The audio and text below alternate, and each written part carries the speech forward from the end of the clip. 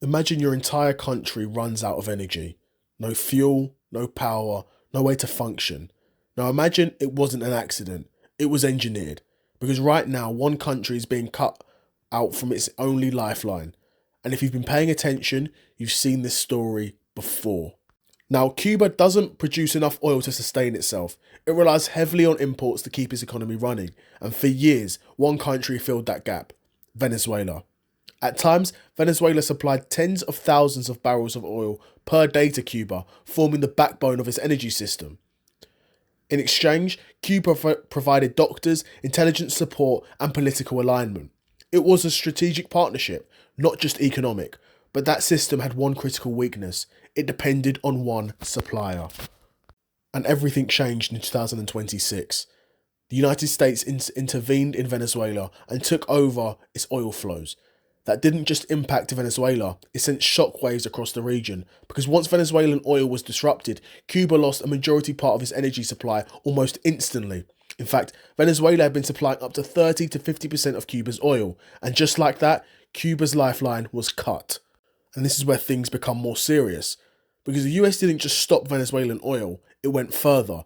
It began targeting any country trying to supply oil to Cuba, threatening tariffs, blocking shipments, pressuring companies. At one point, the US warned it would impose penalties on any nation exporting oil to Cuba.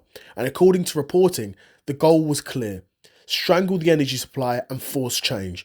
Cuba is an island nation dependent on imported fuel, was now being cut off from the global market. Energy isn't just about fuel, it's everything.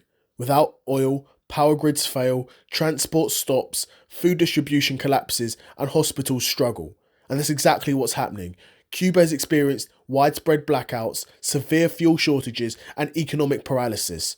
The country requires massive oil daily imports, and now it's struggling to meet even basic demand.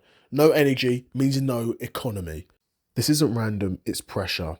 The US has openly pushed for political change in Cuba, with some officials suggesting the current leadership needs to go.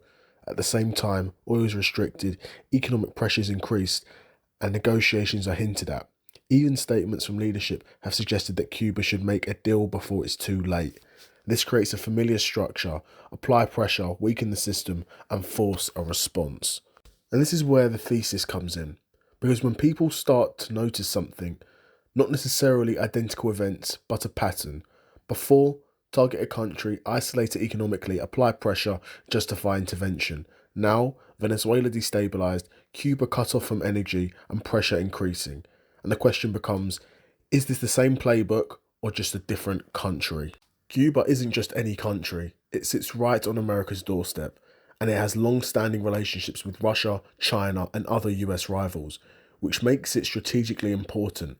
This isn't just about oil, it's about influence, control, and geopolitics, because in today's world, energy equals power, and whoever controls the energy controls the outcome. Now, let's stay grounded. The situation is complex, and the US argues pressure is necessary, Cuba's government is responsible, and reforms are needed.